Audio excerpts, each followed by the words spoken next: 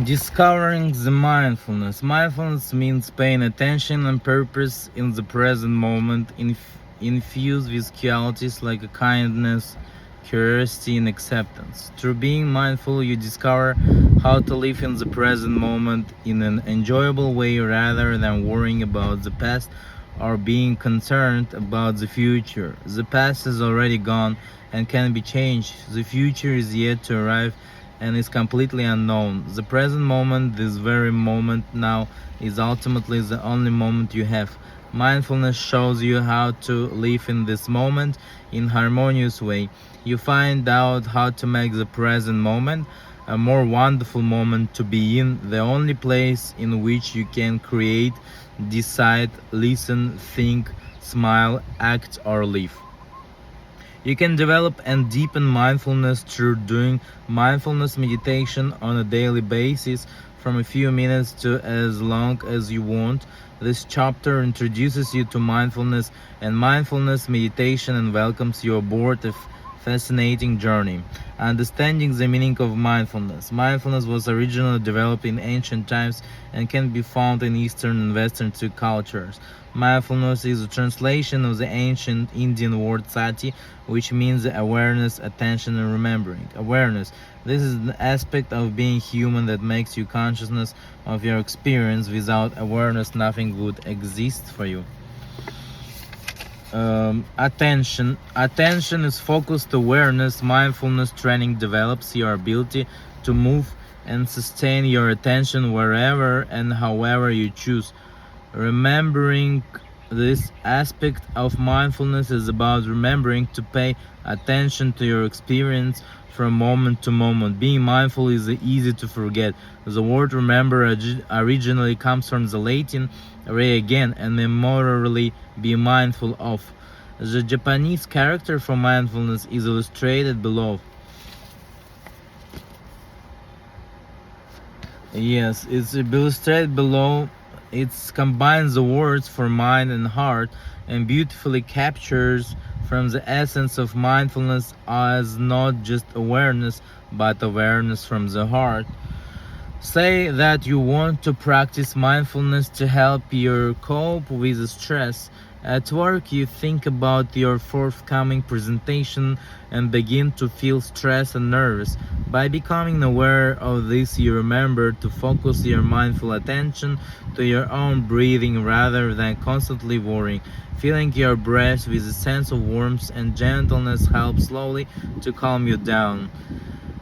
Dr. John Kabat-Zinn, who first developed mindfulness in therapeutic setting, says, mindfulness can be cultivated by paying attention in a specific way that is in the present moment and as non-reactively, non-judgmentally, and open-heartedly as possible.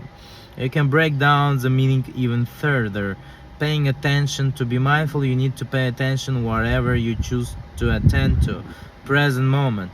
The reality of being in the here and now means you just need to be aware of the way things are as they are now.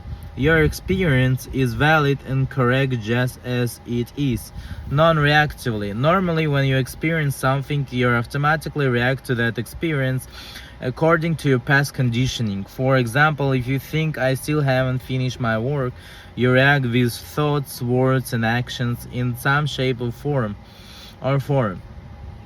Mindfulness encourages you to respond to your experience rather than react to thoughts. A reaction is automatic and gives you no choice. A response is deliberate and considered action.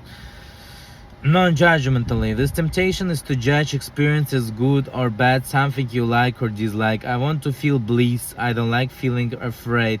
Letting go of judgments helps you to see things as they are rather than through the filter of your personal judgments based on past conditioning.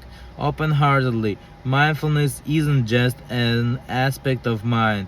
Mindfulness is of the heart as well. To be open-hearted is to bring a quality of kindness, compassion, warmth, and friendliness to your experience. For example, if you notice yourself thinking, I'm useless at meditation, you discover how to let go of this critical thought and gently turn your attention back to the focus of your meditation, wherever that may be.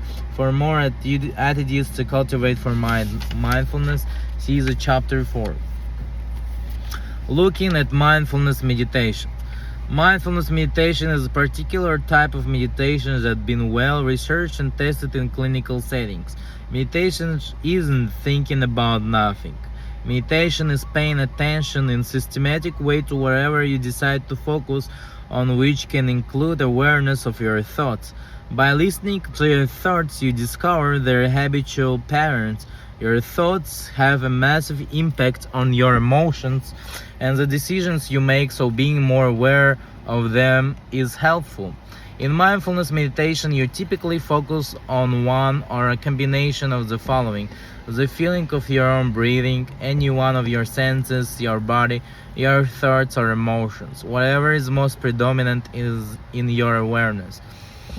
Mindfulness meditations come in two distinct types. Formal meditation. This is a meditation where you intentionally take time out in your day to embark on a meditative practice.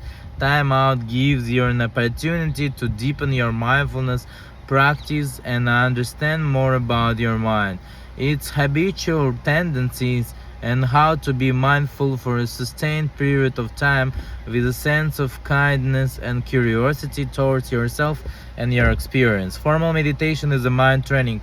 Contains more about formal meditation. In formal meditation, this is where you go into a focused and meditative state of mind as you go about your daily activities such as cooking, cleaning, walking to work, talking to a friend, driving, anything at all. Think of it as everyday mindfulness. In this way, you continue to deepen your ability to be mindful and train your mind to stay in the present moment rather than habitually straying into the past or future. Informal mindfulness meditation means you can rest in a mindful awareness at any time of day, whatever you are doing. For more ways to be mindful informally. When I say practice with regard to meditation, I don't mean a rehearsal. To practice meditation means to engage in the meditation exercise, not practicing in the sense of aiming one day to get the meditation perfect. You don't need to judge your meditation or perfect it anyway. Your experience is your experience. You know how you get lost in thoughts.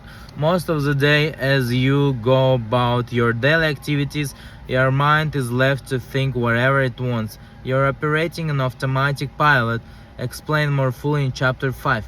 But some of your automatic thoughts may be unhelpful to you, or perhaps you're so stuck in those thoughts you don't actually experience the world around you.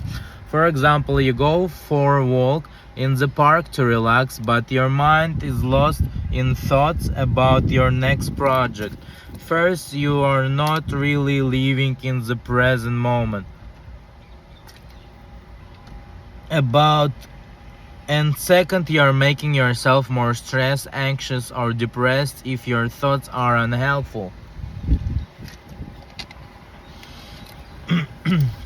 Chapter 12 and 13 explore overcoming unhelpful thoughts. Mindfulness isn't focused on fixing the problems. Mindfulness emphasizes acceptance first, and change may or may not come later.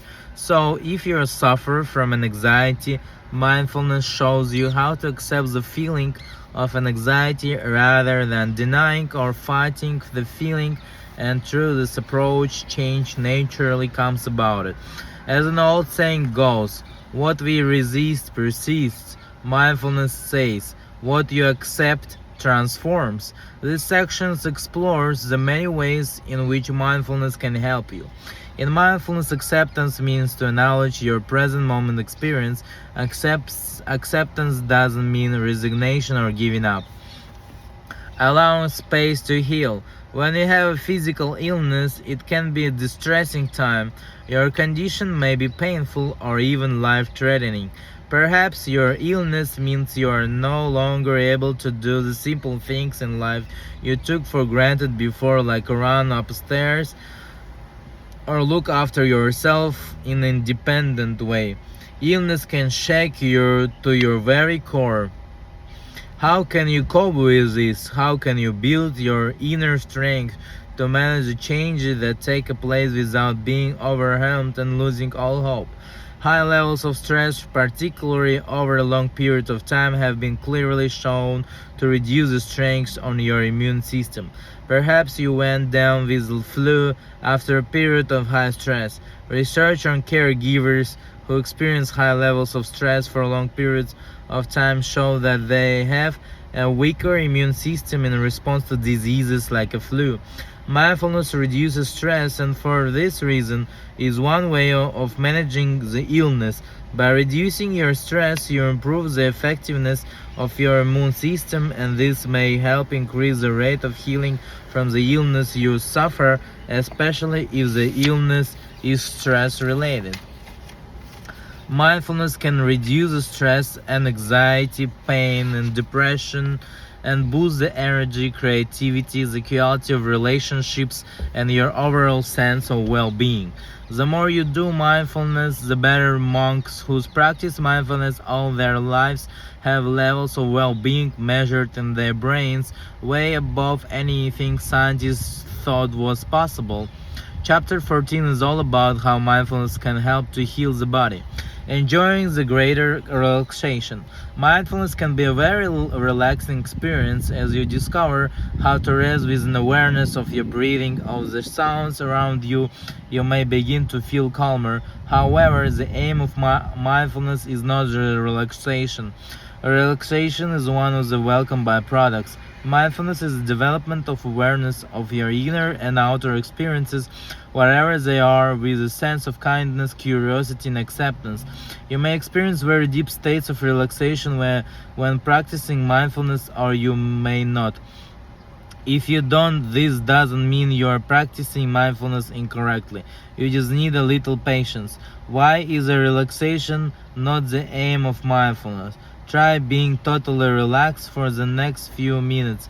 What if you can't relax? If you aim for relaxation, you are going to succeed or fail. If you feel you're failing, you're just going to become more tense and stressed, which is exactly what you don't want. In mindfulness, you can't fail because you don't have the experience you have to achieve.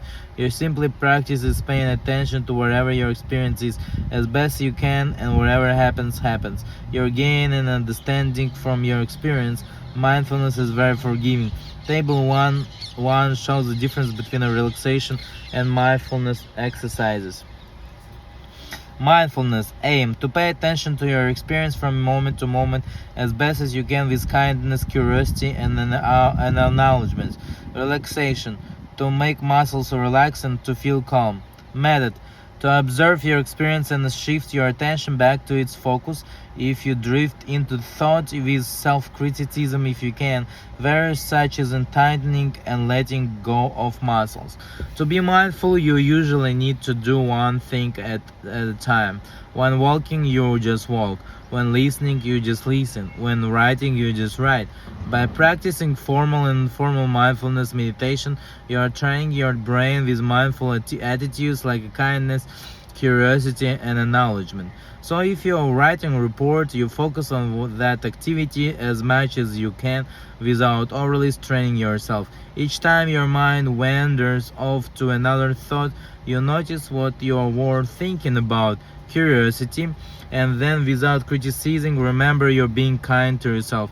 You guide your attention back to the writing so you finish your report sooner, less time spent thinking about other stuff, and the work is probably of better quality because you gave the report your full attention. The more you can focus on what you are doing, the more you can get done. Wow, mindfulness can help you improve your productivity.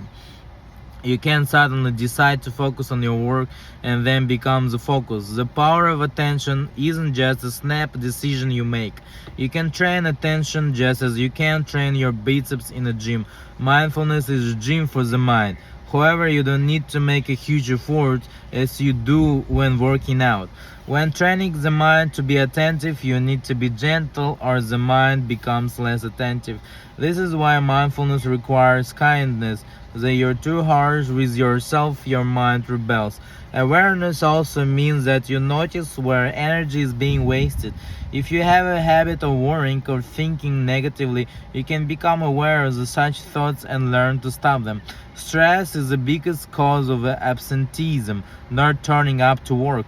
Mindfulness is one way of managing your stress levels and therefore increasing productivity because you're more likely to stay healthy and be able to work in the first place. Perhaps that's not a benefit after all.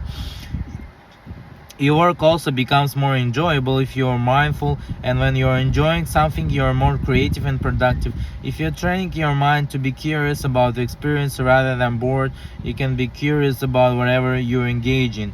Eventually, through experience, you begin to notice that work flows through you rather than you doing the work. You find yourself feeding the children or making that presentation. You lose a sense of me doing this and become more relaxed and at ease. When this happens, the work is effortless, often of a very high quality and truly enjoyable, which sounds like a nice kind of productivity.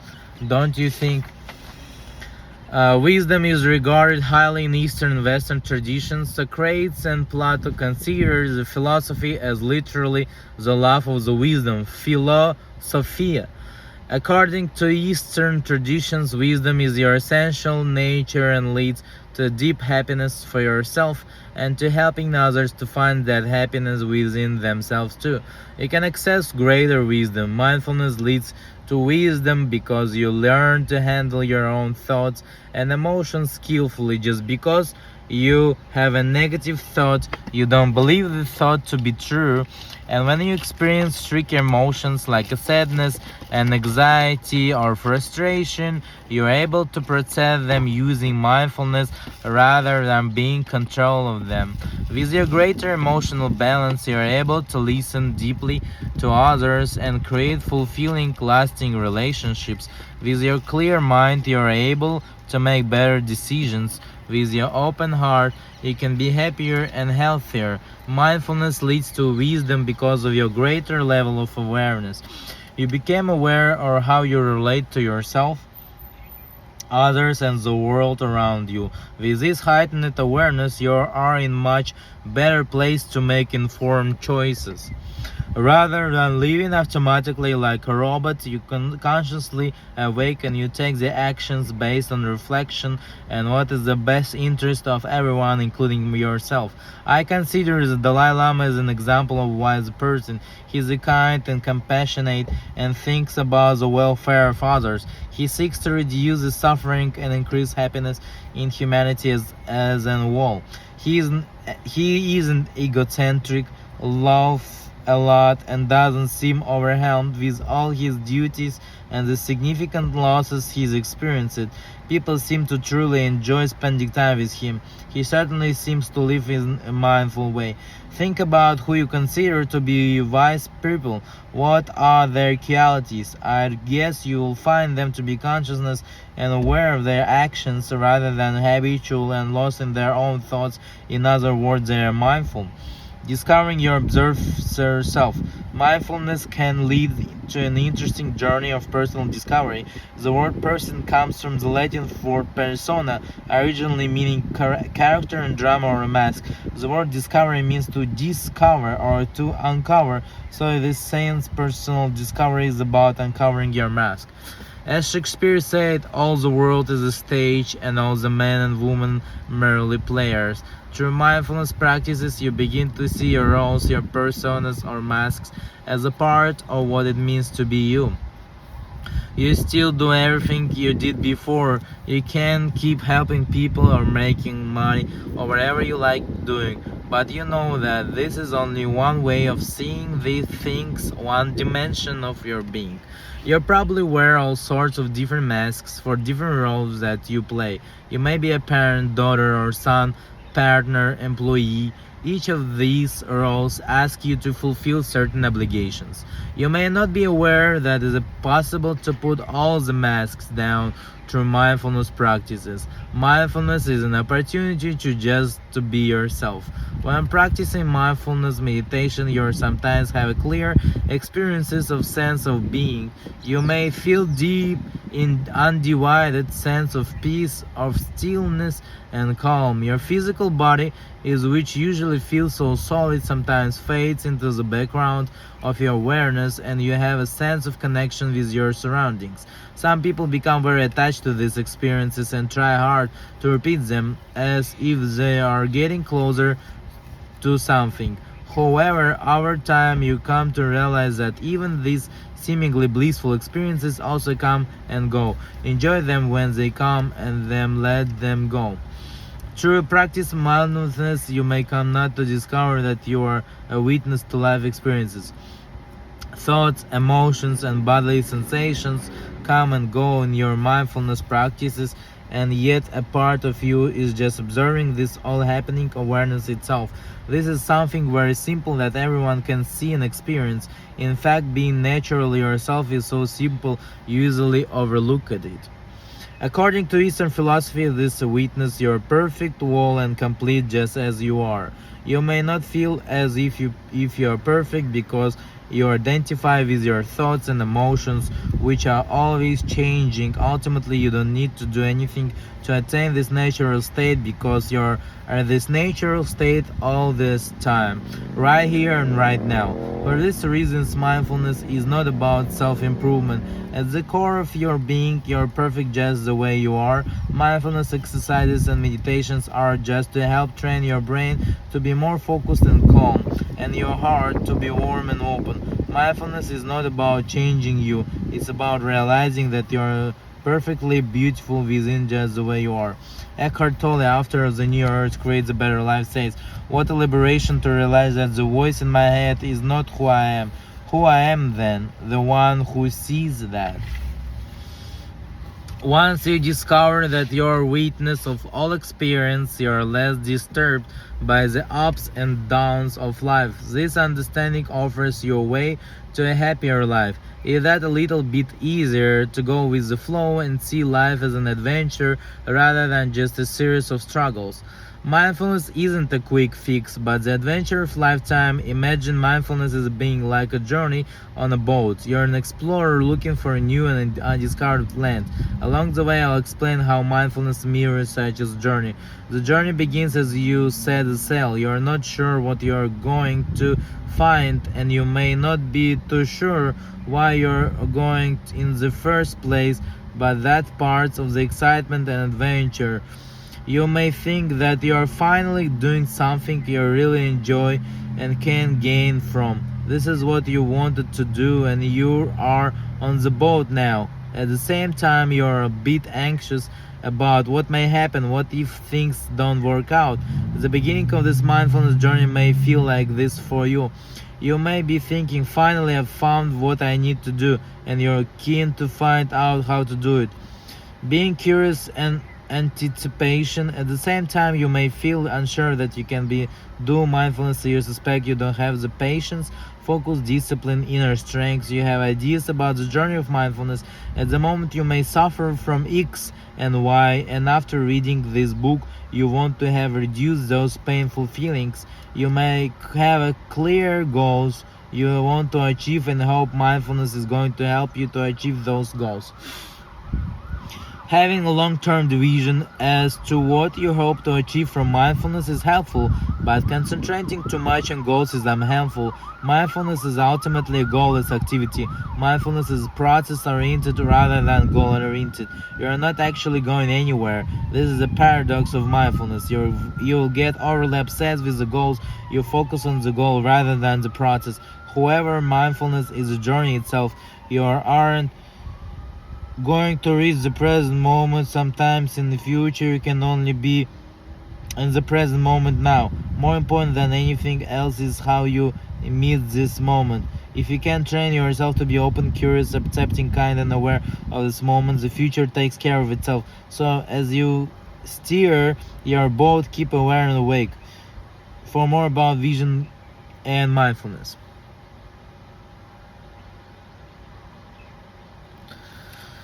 Um, Okay, let's continue later.